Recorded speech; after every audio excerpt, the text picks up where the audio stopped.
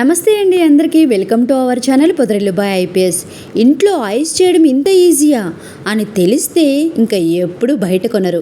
అందరి ఇళ్లల్లో ఉండి ఈ మూడింటితోనే పుల్ల ఐస్ మనం ఈజీగా తయారు చేసుకోవచ్చు. అది పుచ్చకాయతో ఐస్. అది ఎలా చేయాలో చూపిస్తున్నానండి. ముందుగా నేను ఇక్కడ పుచ్చకాయ ముక్కలు ఒక పెద్ద కప్పు తీసుకున్నాను.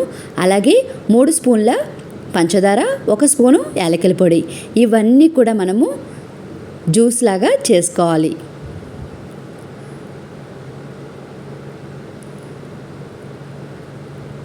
ఈ విధంగా జ్యూస్లా చేసుకున్న తర్వాత వడపోసుకోవాలి. సమ్మర్లో పిల్లలకి ఇస్తే చాలా హ్యాపీగా ఎంజాయ్ చేస్తూ తింటారు కదండి. పిల్లలే కాదు, పెద్దలు కూడా హ్యాపీగా ఎంజాయ్ చేస్తూ తింటారు.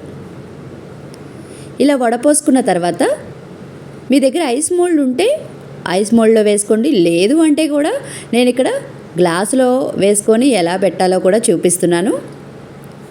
ఇలా నేనైతే ఐస్ మోల్డ్లో వేసుకుంటున్నానండి.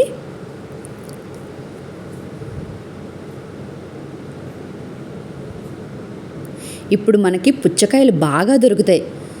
ఎలాగో పిల్లలు పుచ్చకాయ ముక్కలు తినడానికి కొంచెం ఇబ్బంది పడుతూ ఉంటారు, ఎక్కువ తినరు కూడా. ఈ విధంగా కూడా మనము అప్పుడప్పుడు చేసి పెడితే వాళ్ళు హ్యాపీగా ఎంజాయ్ చేస్తూ తింటారు. గ్లాస్లో కూడా నేను వేసానండి, కాకపోతే స్పూను తిప్పి పెట్టాలి.